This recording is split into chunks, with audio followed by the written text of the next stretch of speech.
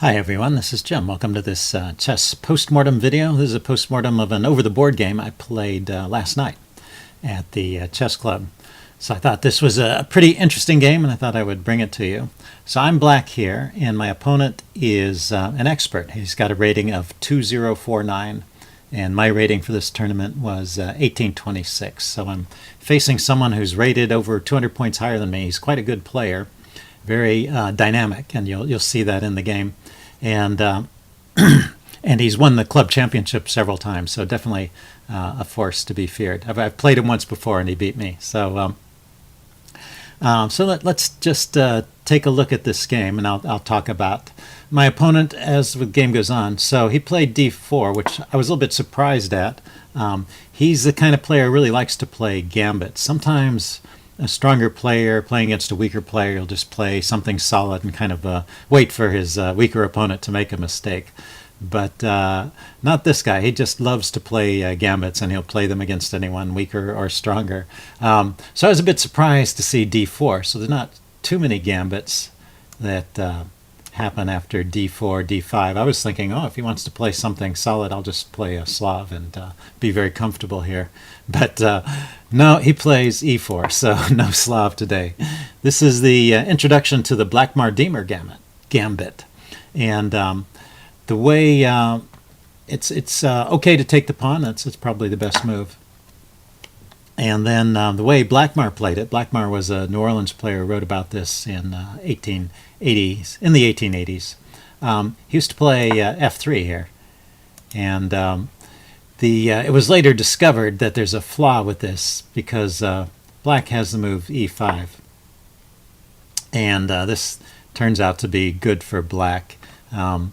White takes the pawn, you just trade queens and develop the knight. And you're going to round up this pawn.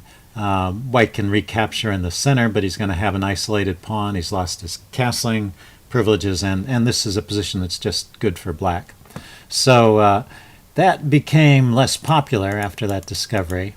And then Diemer made an enhancement to this line, which is instead of playing f3 immediately, he would play knight to c3 first. And now after knight f6, a normal response defending it. And this is how the game went. Then Diemer would play f3, and this is the a typical Blackmar-Diemer position. And if you play e5 here, it's just not as good because when you take, well, you can still exchange queens and destroy castling privileges, but now this knight has to move. It's under attack from this pawn. It doesn't really have any good squares to go to. The pawn on f3 there is covering natural squares it might go to, and the knight is covering d5 there. So actually the best move is to go back to g8, and now it's white that has the lead in development and an open position, and with the queens off, the fact that he hasn't castled doesn't matter so much, and so white has the advantage in this position. So you don't play like that as black. So let's go back to the game. In the game, just in case you got confused, it was d4, d5, e4, takes, knight c3, knight f6. And now he didn't play f3 though. My opponent played bishop to g5. And so this is very typical of my opponent's style. He likes to play gambits. He'll play them against anyone, like I said. And but he plays offbeat lines. He doesn't want to necessarily get caught in some book line where you happen to know 20 moves deep how to play the best move. He wants to get into a position right away that you've never seen before and then just try and outplay you. And prefers positions with lots of open lines. He doesn't mind giving up a pawn or two to get that, get some tactics going and just try and outplay you that way. So bishop g5, I've never seen this move before, and now I've got to deal with this position as it appears on the board. And so what I played here was I thought, well, a lot of times you don't want to give up the pawn so easily. You want to make your opponent work a little bit, try and get some advantage out of his moves that he has to make to try and recover his material. So I played bishop to g5. And so far we're doing okay here. The chess engine rates this position as slightly favorable to black, not a huge difference, and so it thinks white has some compensation for the pawn, but probably not full compensation. So now white played f3, and I thought for a long time here, because I did not really want to give my opponent an easy ride here. Just the idea with a lot of these gambits, you take the pawn and the knight takes back. He's got more open lines, he's got another piece developed, and those moves didn't do anything for your development. So your opponent starts to get an advantage in development in exchange for his pawn. That's the way a lot of gambits work, and a good player can really take advantage of that and maybe get some kind of sacrificial attack going. So I wasn't really looking forward to that. I wanted to play more solidly. But I noticed that e6 here, the kind of move I would like to play just so I could develop my bishop and castle, is a mistake. So this is actually a losing move. So if we back up, well, I can go ahead and put it on the board. I didn't play this move. I just this is your first tactics quiz for this video. Can you see why e6 is a mistake? What does white play here to win the game? Okay, pause the video if you want to think about it. I'm just going to explain it. He can just take the pawn, and now this bishop is under attack. It retreats, and then he can push the pawn forward, and he's got a pin on this knight, and this is just very difficult to deal with. If you try and kick the bishop this way, he can just retreat. You don't have the move. You don't have the move g5 to block the bishop off, so you're losing a piece. So that's a common tactic. I call that the double pawn push, where you make two threatening moves with a pawn in a row, and your opponent has to respond to the first one, and then the second one is a threat he can't deal with. So it's a tactic that arises in a lot of different situations, something to watch out for. So I was awake, I was aware of that tactic, and so I decided to just go ahead and take the pawn anyway, in spite of my misgivings. Now the other move, and actually the chess engine recommends it, is just developing the knight. I didn't actually think about that one too much. I was more concerned about how am I ever going to develop that bishop. Okay, so I took, this is how the game went. He took back with a knight, and I got in my move e6.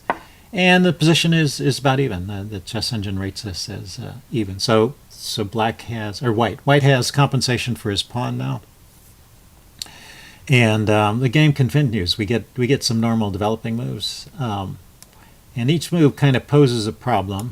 My opponent develops his moves and makes threats, and I have to decide each time whether I want to do something about it. Now the chess engine is never afraid; it just wants to take, and that's a very natural move. I didn't want to take because what this does is it eliminates one of my defenders, and it develops his queen. So that's the dangerous. That's the way you get into danger when you're playing these gambit lines. If you trade off all your developed pieces, you're left only with the pieces that are undeveloped, and your opponent, if he's always bringing pieces forward with these exchanges, ends up with an excellent position where he's got all his pieces out and your pieces are all back on the back rank. So that's the danger, and I decided that it's okay if he wants to grab my bishop and mess up my pawns. I mean, it's an extra pawn anyway, so I can just totally give that pawn up if he wants to take the bishop and give me a doubled pawn here on f5. I'm okay with that because, like I said, it's my extra pawn anyway. So I want to just keep developing. I want to break the pin on the knight and have this possibility for some knight moves. So the engine thinks actually the best move is to go ahead for white to take and take. But my opponent decided to castle, just keeping the pressure on. I castle. And now he made a mistake. All these moves so far, even if they're not the best moves technically, they're the kind of moves my opponent likes to play. He's got a position he wants. He doesn't mind being a pawn down. He's got active pieces. He's got open lines. But what he did here was he touched his knight. He picked up his knight with the intention of moving it to e5. And when after he picked it up, he realized, oh, that's a horrible mistake. And so he sat there for a while and eventually moved the knight to e1. So this is your second tactics quiz here. Why is knight to e5 such a terrible mistake? And in fact, any knight move is actually a mistake, if that helps you figure it out. okay, I'm going to give the answer away. If he had played knight to e5, I have queen takes d4 check. And this is just horrible. It wins a piece, and there's nothing they can do about it. It's just a losing move. So having picked up the knight, he had to move it somewhere. He moved it to here, and now I assume you see the move that I should have made, right? I should have just taken the pawn. And so this is very interesting. I did not take that pawn, and in fact, after the game, people wander around and they look at the games in between moves. Sometimes someone came up to me and asked me, well, why didn't I take the pawn on d4 after my opponent played knight e1? And the answer is, I did not notice this pawn was hanging. So that was what was wrong. If we back up to this position, when he touched his knight, that's actually a losing move, just touching the knight. He's forced to move it because he's touched it, and there's no where he can move it to, and that was the only piece. He played knight e1. That was the only piece that was guarding this pawn anymore. Sometimes, there's sort of this indirect defense where you can't take because of queen here, bishop. Sometimes there's this indirect defense of the d-pawn where if you take the d-pawn, then white has bishop takes h7 check, and then you lose the piece. But that doesn't happen here for two reasons. One is my bishop is in the way, so he has no check. And the second reason is when I take the pawn, I take it with check. He's got to respond, so he wouldn't even have time. Even if that tactic was on, he wouldn't even have time to play bishop takes h7 check. So how can you explain this? How can I have missed a move like that after knight e1? Because I noticed, obviously I noticed my opponent picked up his knight and then changed his mind about what it was. So obviously I knew he had seen something on the board. I looked at it and did not see any big tactic on the board. And this is just obviously some kind of a blind spot where you don't really expect to see the d-pawn hanging and a queen pawn opening. And also I was very concerned about all of my opponent's attacking prospects with the open lines. He's going to get pressure along the f-file with his rook. So I was thinking about all these other things, and I didn't pause to consider that he might have just left something hanging there. So that's a very funny kind of psychological thing there. But it's a lesson to everyone that, first of all, your opponent, no matter how strong he is, remember this guy is an expert who's won the club championship multiple times. No matter how strong your opponent is, he can make mistakes. And it's also very easy to get caught up in your own thoughts and not really notice everything that's on the board. So if you could just find a way each move to just take a brief very quick glance at the board, just kind of fresh, just forgetting all your preconceptions, forgetting everything you've been thinking about, and just ask yourself, well, what's hanging? What are all the pieces that are under attack? What are all the forks and skewers that can be made? What are all the checks, and what are all the pieces that can be taken? And if I just ask myself, well, for example, what are all the checks? This is a check, right? I should have noticed that move. But it's tough. It actually takes some discipline to remember to do that on every move. But if you could find a way, that's my chess hint for today. If you could find a way to if you could find a way to look at the board fresh, each move, just briefly, just a quick check, you would probably improve your results quite a bit. Okay, let's go on. So I didn't notice that that was hanging, and I played knight d5. I wanted to get rid of this pressure over here, trade off this bishop if I could. And he played bishop takes e7. And I was intending to take back with the queen. Unfortunately, I noticed in time that taking back with the queen is a mistake. I thought, taking back with the queen was fine because there's a knight here on e1. There's no rook there, so I don't have to worry about pins on the e-pawn. But there's another issue with queen takes bishop. So here's another tactical quiz for you. What's wrong with queen takes bishop? Okay, if I played queen takes bishop, he can play knight takes knight. The problem is this pawn, even though it's not pinned, it's overworked. If I take back, then he takes the bishop, and I'm just down a whole piece. So this pawn is defending two pieces. Both pieces are under attack, and it just can't do both jobs. So that would be a losing move. And fortunately for me, I had an option here, which is to take with the knight. And this is a good move too, because now it prevents some sacrifices on f5 by lending support to the bishop there. So I played that, and so we're back in a position, even though I missed, and now my opponent played knight f3 defending his pawn. Okay, so even though I missed my opportunity to pick up another pawn there with check, and it would have just been outright winning, I'm still in a position where black is better. Basically, white has wasted some time, and whatever advantage he had from the gambit, whatever compensation he had for the gambit pawn is pretty much gone. I'm basically just a pawn up at this point. So now we continue with some normal developing moves. And I'm still interested in getting my pieces over towards the king side so I don't succumb to a violent attack over here. But I want to mainly, instead of moving pieces multiple times, like, well, I can't play knight f6, which I might want to play because he can just take it, and that would open up a file to my king, and I don't want to allow that. So I was searching around for another plan. The engine recommends just playing c5 immediately. So I was a little worried about this. I guess my knight is on that. I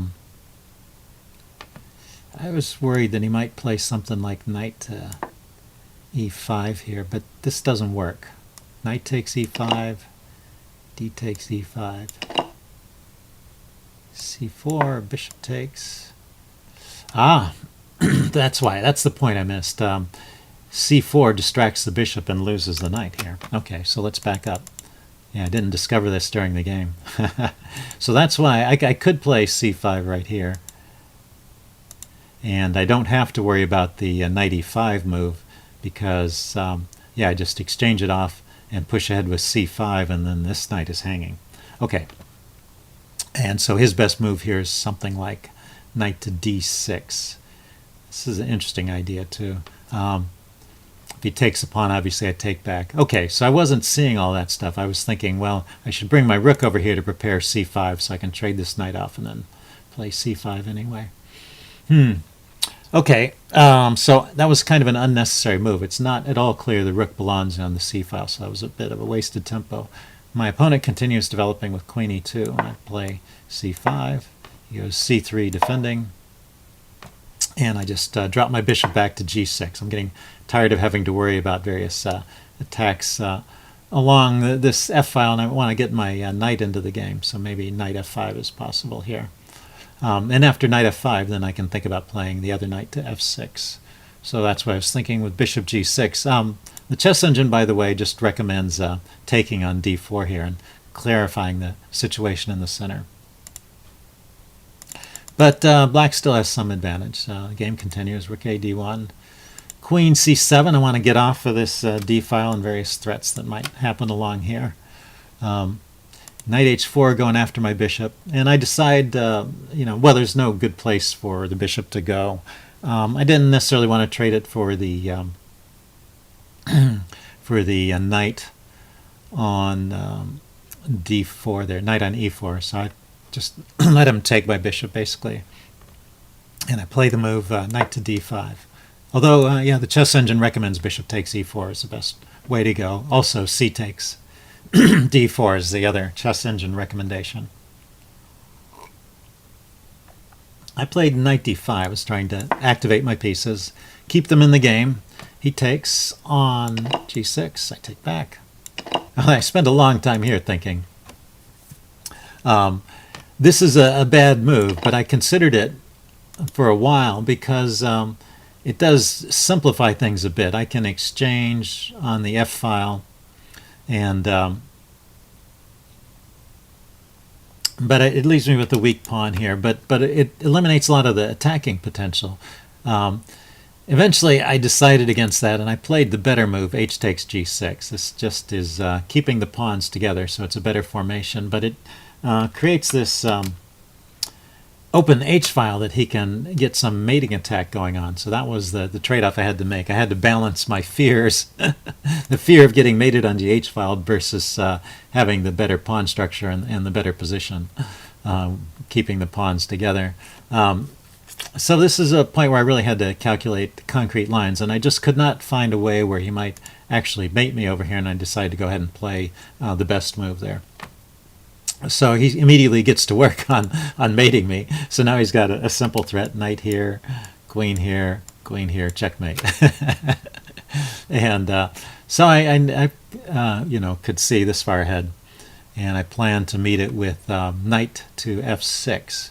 Now the engine recommends the other knight to f6. I played this knight to f6, and what this does is it just drops a pawn, and the engine, the chess engine, immediately suggests, well, white could go ahead and take that pawn, and it rates the position as equal. So it's not, well, remember, I'm up a pawn, so I'm just giving a pawn back and distracting one of his pieces. So that would be equal. But that's not what my opponent is playing for anyway. He's playing for the attack. He goes knight g5. So here is maybe the most interesting piece of calculation I did during the game. So this is a position I really recommend you stop and think about it. It's black's turn to move, and there's a number of tactical possibilities in this position. So see if you can find all of them. There's a couple different. They're not too deep, but there's a couple different tactical ideas in this position. And see if you can find those tactical ideas, and see if you can find what sequence of moves is the best way to exploit those potential tactics. And yeah, so like I said, I recommend really pausing the video and thinking about it. I'm going to give the answer away now. Well, first of all, the engine is not impressed with any of these tactical ideas. Once again, the engine is recommending just taking on d4. Probably this is a good moment to take. Apparently there's no immediate mate threat. I mean, my knight is guarding the h7 square, and he can't even sack the rook because I have another knight to come in and defend it.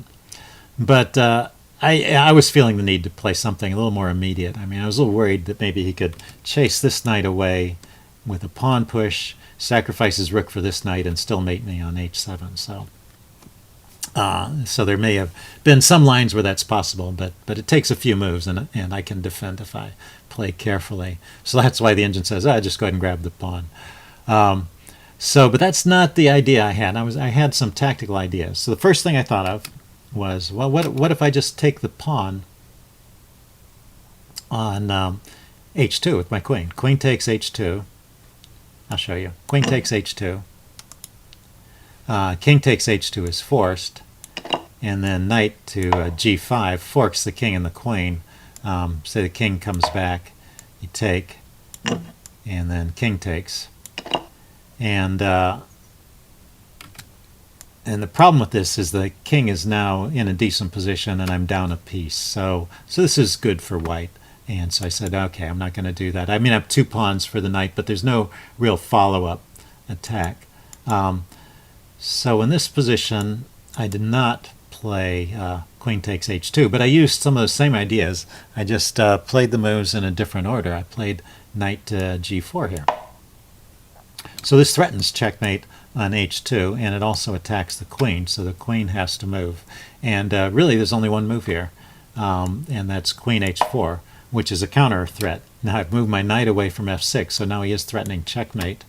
But my next move comes with check. Queen takes h2, check, and now he has no choice but to take. The king has no moves, so this is entirely forced, which makes it easy to calculate when all the moves are forced like that.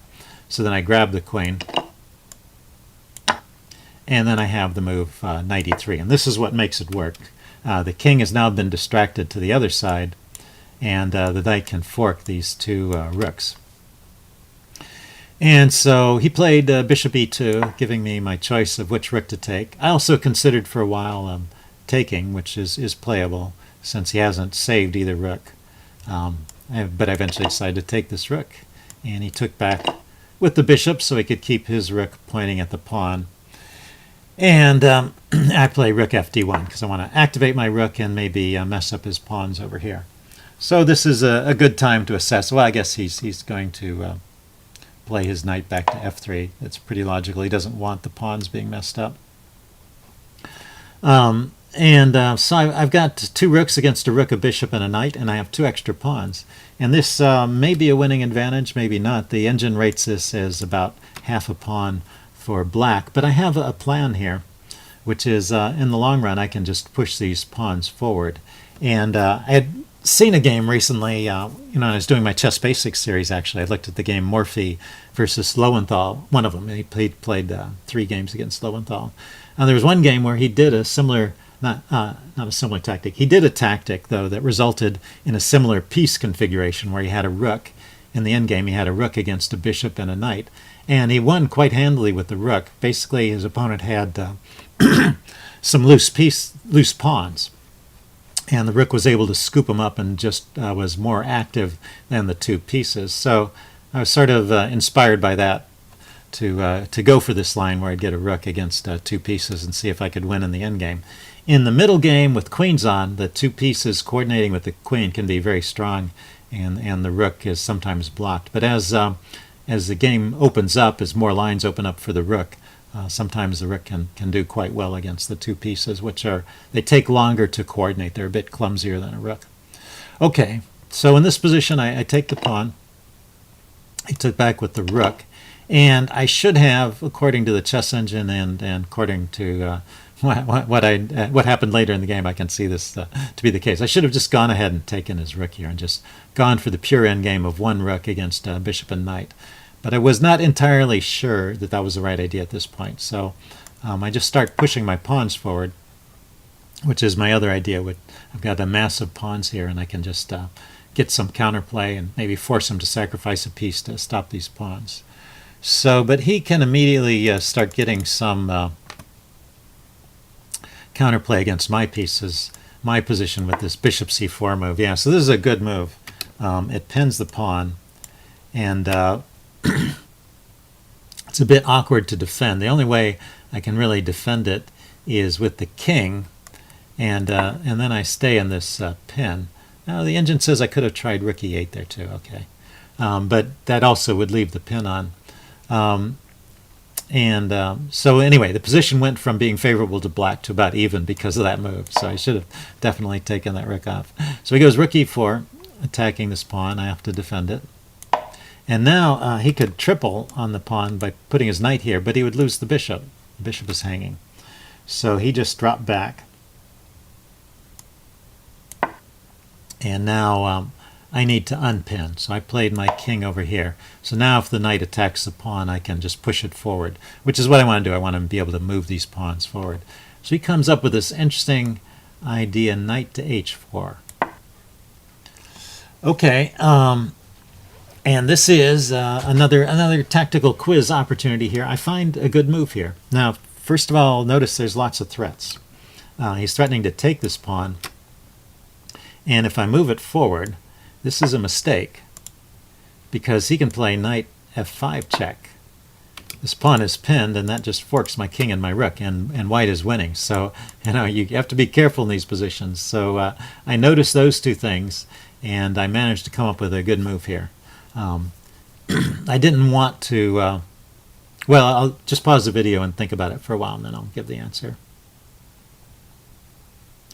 Okay, I'm going to give the answer away now. Well, I didn't want to just move my king back to f7 and just be stuck in this pin forever. I wanted to find an alternative to that, and eventually I came up with the idea f5. And what I realized was that I'm attacking his knight. He can take this pawn with check, but then my king goes to this square, goes to f6, and that attacks his knight and his rook simultaneously, and so that actually wins material. Let's go ahead and put this on the board. Yeah, king f6. It's a double attack against the knight and the rook, and he can't save them both. There's no rook move that protects the knight. So his best is to play rook b4, attacking a pawn, and then I grab the knight. So that would be winning for me. So he can't take the pawn after I play this move f5, and okay, I was looking at the notation over here. So he's got to move his rook. He played rook to e2, and then I can move my king to f6, defending the pawn. The chess engine points out there's a nice intermediate move I could have thrown in here, which is rook to h8, pinning his knight and threatening to win it with the move f4 before playing king f6. So that would have been interesting. But I just went directly for king f6. And now, black has some slight edge once again. So this has been a very back and forth game. I've always had at least even position and an advantage in many cases. So he goes to f3, trying to stop me from advancing this pawn. And this backwards e-pawn is still under pressure from his rook and his bishop, and it can't come forward because of his rook and his knight. So I was looking for other alternatives, and I played the move b5, which is a mistake. So I'll go ahead and put it on the board. Yet another tactical quiz. Why is b5 a mistake? Okay, I'll give the answer away. It just walks into this fork. Right, the knight is attacking here, so now he's got 3 pieces concentrating on this, and he can just win it.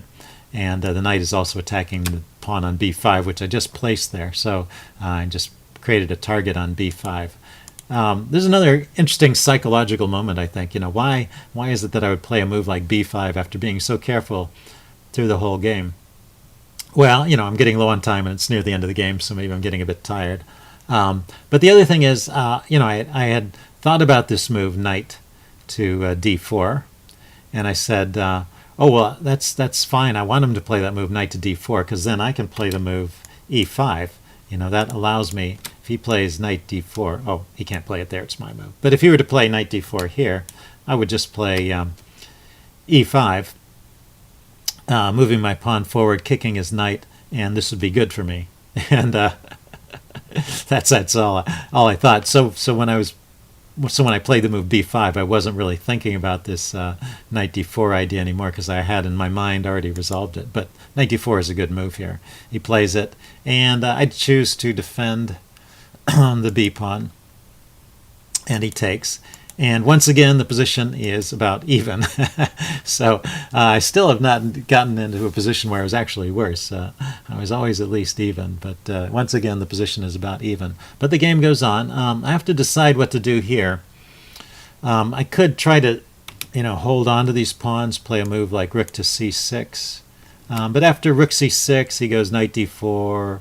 My rook goes to d6 maybe, and it's kind of locked out. It's not doing anything active.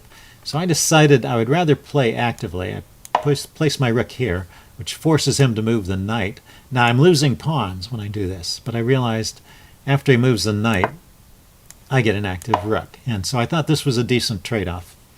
And the engine agrees. This is still about even. But he gets 2 whole pawns, and so I've lost my pawn advantage. But I have an active rook, and I have these 3 pawns against 1 over here where his king is. So I can, with a combination of the rook and the pawns, I can start to generate some threats. So I immediately play f4, and this threatens f3, which would win this pawn, and these pawns can become dangerous pretty quickly. After f4, he played the move king to g1, which is a bit surprising. I mean, he needs to unpin this pawn.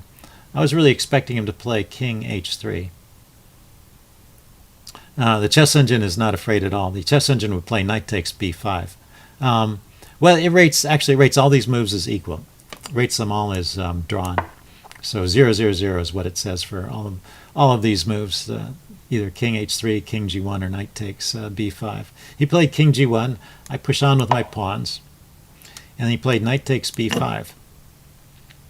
Logical move, and I just keep pushing on with my pawns. So now we have a position which, like I said, the engine rates as even, but it's not, it doesn't look that even to me. It's actually kind of double-edged, because these pawns over here are far away from my king. If they get rolling, I have to run over here quickly. But they can't move easily because my rook is over here, and these pieces are not well set up to coordinate to support the advance of his pawns, and in the meantime he has to worry about the pressure on his king over here.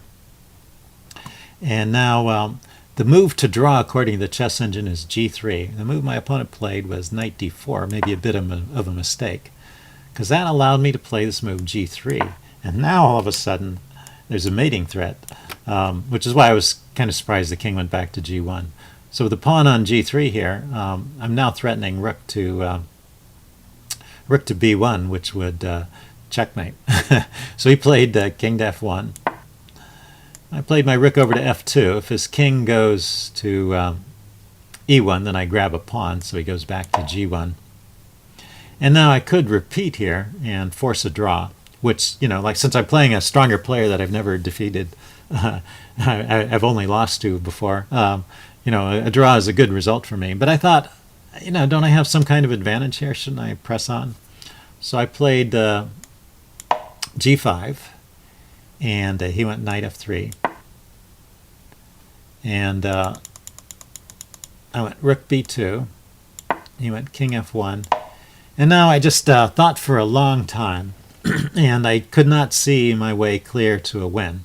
And I was also getting low on time, and I didn't want to walk into some sort of tactic and lose.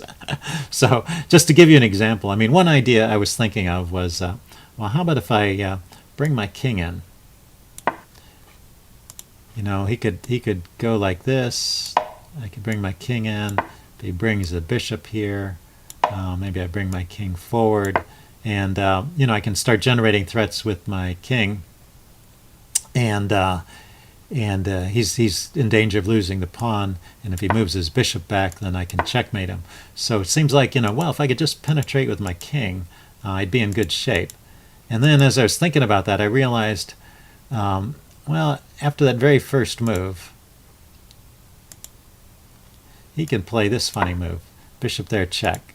And if I take it, knight here, check.